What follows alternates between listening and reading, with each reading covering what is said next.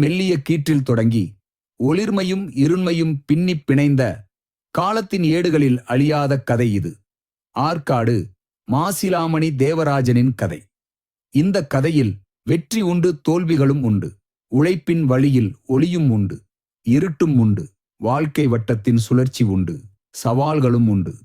தியாகத்தின் சுவடுகள் எங்கும் நிறைந்திருக்கும். தனது உறவுகளில் அன்பையும், தனது நட்புகளில் நம்பிக்கையையும், தனது செயல்களில் நேர்மையையும் கொண்டு வாழ்க்கையை வாழ்வதற்கான ஒரு பாட புத்தகமாக வாழ்பவர். அடிப்படையில் ஒரு நேர்த்தியான அன்பு என்னும் நூலால் நெய்யப்பட்ட ஒரு அற்புத சரித்திரம் இது. படிக்கவும் பின்பற்றவும் வேண்டியதொரு பிரேரணை. அவரின் பெருவாழ்வை சில நிமிடங்களில் திரும்பி பார்ப்போம் வாருங்கள். பாலாறு நதி பாய்ந்தோடும் செல்லும் அழகிய நகரம். ஆற்காடு இயற்கையும் பண்பாட்டும் மரபும் ஒன்றாக சிணுங்கும் சங்கம நிலம். ஆற்காடு கல்பண்டப தெருவில் 18ஆம் நூற்றாண்டில் இறுதியில் பிறந்த ராஜகோபால் தன் முந்தைய திருமணத்தில் ராஜா கண்ணு அம்மாள் என்னும் மகளை பெற்றெடுத்து மனைவியை இழந்தார். மகளை வளர்த்தெடுக்க கல்லாங்குத்து கிராமத்தை சேர்ந்த லட்சுமி அம்மாளை மணந்து மாசிலாமணி என்னும் மாமகனை 1920 வருடம் பெற்றெடுத்தார். பின் பாப்பாத்தி, துரைக்கண்ணு என்னும் மகள்களும் வாய்க்க பெற்றனர். வறுமை இருந்தும் மகனை மிக அன்பாக வளர்த்தார் ராஜகோபால்.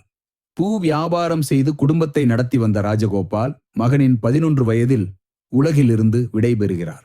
ஒரு குடிசை வீடு, தாய், 2 தங்கைகள் என்று 11 வயதில் வாழ்வின் சூறாவளியை சந்திக்கிறார் மாசிலாமணி.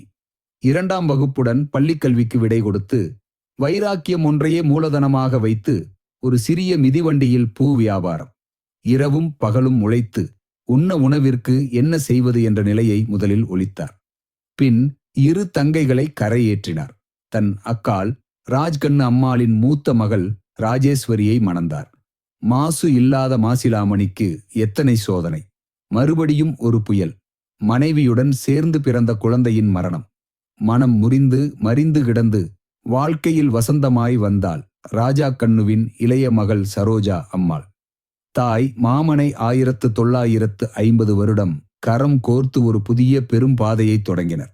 1951ஆம் ஆண்டு குடும்பத்தின் தலைமகன் திரு தேவகுமார் ஜனனம். 1955 மே 18ஆம் தேதி இரவு 8:30 மணிக்கு ரேவதி நட்சத்திரம் மீன ராசியில் திரு தேவராஜன் பிறந்தார். நல்ல சித்திரை மாதம் வெயிலில் பிறந்ததால் புழுக்கம் தாங்காமல் திணறிய குழந்தைக்கு பிறந்தவுடன் அவர் தந்தை ஒரு மின்விசிறியை வாங்கியுள்ளார். குடும்பத்தின் முதல் மின்விசிறியில் வசந்த காலம் தொடங்கியது. மூத்த அண்ணன், 3 தங்கைகள், ஒரு தம்பியுடன் இவர்களின் இளமை காலம் ஒரு கனவு தேசம். 22 வேதகிரி தெருவீடு கேட்டதெல்லாம் சிரிப்பின் ஒலி, கலகலப்பின் இசை, ஆனந்த ராகங்கள். பண்டிகை போன்ற வாழ்க்கை, நல்ல உணவும் மகிழ்ச்சியான மனங்களெல்லாம் மாசிலாமணி சரோஜாவின் 6 பிள்ளைகளுக்கு வாய்த்த மிகப்பெரிய அம்சம். பிள்ளைகள் வளர வளர வீட்டில் வறுமை நீங்கி ஒளி பரவியது. விடாமுயற்சி பல தலைமுறைகள் சுமந்த வறுமையை வேறறுத்து விட்டது. 1960ஆம் ஆண்டு சரஸ்வதி தனக்கோடி ஆரம்ப பள்ளியில் மாணவனாய் தேவராஜன் பயணத்தை தொடங்கினார். 1966ஆம் ஆண்டு அப்துல் கலாம் அரசு பள்ளியில் 6ஆம் வகுப்பில் சேர்ந்தார்.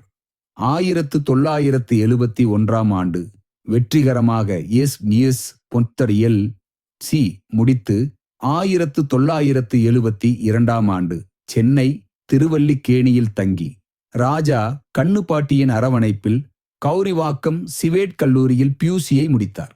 1974 மறுபடியும் சொந்த ஊர் திரும்பி கொடைவள்ளல் அப்துல் ஹக்கீம் கல்லூரியில் பிகாம் தொடங்கினார். 1977 பட்டம் பெற்றார். அதே ஆண்டில் காஷ்மீர் பயணம். 1978ஆம் ஆண்டு தந்தை மற்றும் அண்ணன செய்து வந்த பூ விவசாயத்தை தொடர்ந்தார். வாழ்க்கை துணை அமைய பெறுவது ஒரு வரம். நல்ல பெற்றோர், உடன் பிறந்தோர், நண்பர்கள் வாய்க்க பெற்ற தேவராஜன் அவர்களுக்கு குன்றிலிட்ட விளக்காய் வாய்த்த வரம் பத்மாவதி. தன் தாய் சரோஜாவின் ஏற்பாட்டில் அருணகிரி மங்கலத்தை சேர்ந்த அருணாச்சலம் கஸ்தூரி தம்பதியின் 5ஆம் மகள் பத்மாவதியை செப்டம்பர் 10ஆம் தேதி 1981 ரத்தினகிரி கோவில் மண்டபத்தில் இல்லறபதியாய் ஏற்றார். பத்மாவதி ஒரு இல்லற ஞானி, ஒரு பெரிய கூட்டு குடும்பத்தின் நடுமருமகள். குடும்ப வாழ்விற்கு வேதாத்திரி மகரிஷி அவர்கள் எழுதும் இலக்கணம், சிந்தனை, சிக்கனம், சீர்திருத்தம். இன்று நடக்கும் சிக்கல்களுக்கு பிற்காலத்தின் பின் விளைவுகளை சிந்தித்து பக்குவமாக பிரச்சனையை முடிப்பார் பத்மாவதி. எந்த ஒரு குடும்பத்திற்கும் பொருளாதார ஏற்ற இறக்கங்கள் வரவே செய்யும். ஏற்றத்திலும் இரக்கத்திலும் அம்மையாரின் தாரக மந்திரம். சிக்கனமான வருமானத்திற்கு உட்பட்ட செலவு. ஆயினும் தங்கள் வாழ்க்கையில் பிறருக்கு உதவி செய்வதை ஒருபோதும் நிறுத்தவில்லை. தங்களால் முடிந்த உதவிகளை தேவைப்படுபவர்களுக்கு செய்து கொண்டே வாழ்கின்றனர். அவர்களின் இந்த குணமே சிறந்த சொத்தாக கருதப்படுகிறது. சரிந்து கிடக்கும் சூழ்நிலையில் குடும்ப உறவுகளை சிதைக்காமல் சூழ்நிலையை சரி செய்து சீர்திருத்தமும் கொண்டு வர ஒரு அசாத்திய தகைமை வேண்டும். இவ்வனைத்து மேதகு நெறியின் நிரந்தர முகவரி பத்மாவதி. 1982 ஆண்டு தேவராஜன் பத்மாவதியின் இல்லறத்தின் முதல் சான்று மூத்த மகள் பத்மபிரியா பிறந்தார். 1986 ஆண்டு மற்றொரு சான்று இளைய மகன் அரவிந்த் ராஜ் பிறந்தார். விவசாயம் தாண்டி ஏதேனும் தொழில் செய்ய வேண்டும் என்று எண்ணிய அப்பா 1987 முதல் 1989 வரை சென்னையில் லாரி வியாபாரம் தொடங்கினார். நஷ்டத்தில் முடிந்த இந்த வியாபாரம் ஒரு மறக்க முடியாத அனுபவ பாடம் அளித்தது. 1988 ஜூலை 29 தாய் சரோஜாவின் மறைவு வாழ்வில் நிரப்பப்பட முடியாத வெற்றிடத்தை உண்டாக்கியது. தாயை நினைக்காத நாளில்லை. 1989 தாயின் அருளால் மீண்டும் மீண்டு எழுந்தார். அரசாங்கத்தால் தமிழ்நாடு வீடு வசதி வாரியத்திற்காக நில கையகப்படுத்துதல் சட்டத்தின் கீழ் பறிக்கப்பட்ட எங்கள் நிலத்தின் தொகை கொண்டு முல்லை காம்ப்ளெக்ஸ் கட்டிடத்தை அண்ணன் தம்பி மூவரும் எழுப்பினர். வீட்டு குழந்தைகள் காதுகுத்து விமர்சையாக நடத்தினர். வீட்டில் மறுபடியும் மங்கள ஓசை. ஓசையும் பிரபஞ்சத்தில் நிரந்தரமில்லை. தாயின் இழப்பை தாங்குவதற்குள் குடும்பத்தை தாங்கி பிடித்திருந்த ஆணிவேர் தந்தை மாசிலாமணி அவர்களின் மரணம். 1992 மே 23 அன்று ஒரு வனாந்தரத்தில் கண்களை மூடி நடப்பது போல் குழப்பமான காலம் அது. மரணம் என்னும் பலத்த காற்றில் கிழிந்தது எங்கள் மனங்கள் மட்டுமல்ல, எங்கள் அழகான கூட்டு குடும்பமும். வீட்டிற்குள் இருந்த ஒரு பெரிய அடுப்பங்கரை கூட்டான் சோறு கூட்டுக்குள் சென்றது. அடுப்பறை அளவு குறைந்தாலும் அண்ணன் தம்பிகளும் அக்கா தங்கைகளும் உறவத்திகளும் அன்னிகளும் நார்த்தனர்களும் பிள்ளைகளும் கை கோர்த்து கொண்டே இன்றும் வாழ்கிறோம். எங்கள் சொத்துக்கள் குறைத்து போனாலும் சொந்தங்கள் குறையவில்லை. இந்த குடும்ப ஒற்றுமையே யாரியம். குடும்பத்தின் மிக பெரிய பலம் ஆசீர்வாதம். 1995 எங்கள் வாழ்வை வளமாக்கிய பூ வியாபாரம் பல காரணங்களால் சிறுக்கத் தொடங்கின. பூக்களுக்கு சிறிது ஓய்வு தந்துவிட்டு தென்னை தோப்பை உருவாக்கினார். 1996 கலவை ரோட்டில் நம்பர் 1 கடையில் சிமெண்ட் வியாபாரம் தொடங்கி தரமான தொழில் செய்து வெற்றிகரமான வியாபாரியாக உருவெடுத்தார். 1997 ரோஜா காம்ப்ளெக்ஸ் மேலும் ஒரு தோப்பும் இந்த ஆண்டில் உருவாக்கினார்கள். 2000 தோப்பு வியாபாரம் காம்ப்ளெக்ஸ் என்று ஆதீத உழைப்பால் வந்த வருமானத்தில் கலவை ரோட்டில் மற்றொரு கடையை வாங்கினார். திருமணமான பின் தேவராஜன் பத்மாவதி பார்த்த முதல் திரைப்படம் வசந்த மாளிகை. தன் மனைவிக்காக தன் உழைப்பின் வேர்வையில் தேவராஜன் கட்டிய வசந்த மாளிகை 2 விட்டோபா தெரு வீட்டின் கிரகப்பிரவேசம் 2006 செப்டம்பர் 14 அன்று நடந்தது. 2008 மகள் பத்மபிரியா மற்றும் கோகுலகிருஷ்ணன் திருமணத்தை விமர்சையாக நடத்தினார்கள். 2010 மார்ச் 17 முதல் பேத்தி சங்கமித்ரா பிறந்தாள்.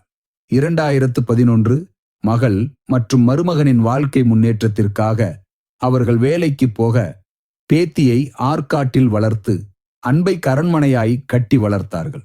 2014 பேரன் பிரதும்னன் பிறந்தார்.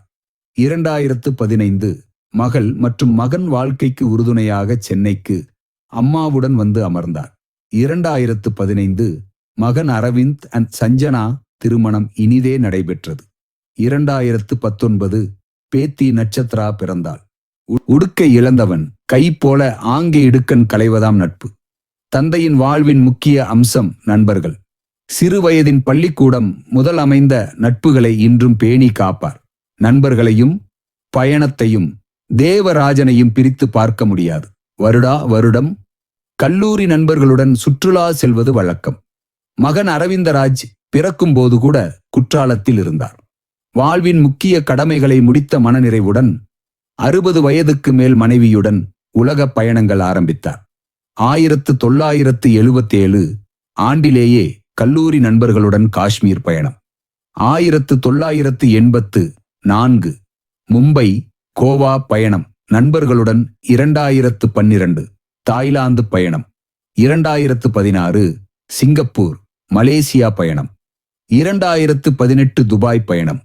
2020 இந்தோனேசியா பாலி பயணம். 2021 குஜராத் பயணம். 2023 ஜெய்ப்பூர் பயணம். 2024 ஆப்பிரிக்காவின் கென்யா பயணம். இன்று 17 மே 2025 71வது பிறந்த நாள் விழா உறவுகள் சூழ புன்னகையுடன் கொண்டாடி கொண்டிருக்கிறோம். தேவராஜன் பத்மாவதி வாழ்க்கையின் ஒவ்வொரு அடியிலும் உழைப்பு, குடும்ப பாசம், அனுபவங்கள், பயணங்கள், சிரிப்பும் சகிப்புத்தன்மையும் கலந்த ஒரு சரித்திரம். இவர்கள் வாழ்வை சில சொற்களில் சொல்ல வேண்டுமெனில், விட்டு கொடுத்தவன் கெட்டுப் போவதில்லை என்பதற்கு நேரடி சான்றாக வாழ்பவர்கள். இவர்களின் உலக இருப்பு எங்களுக்கு தொடரும் ஆசீர்வாதம். பல புதிய தலைமுறைக்கு நீண்ட நாள் நிலைத்து வழிகாட்டும் ஒளி கம்பம். வாழ்க தேவராஜ், வாழ்க பத்மாவதி, வாழ்க பூமியின் உயிர்கள்.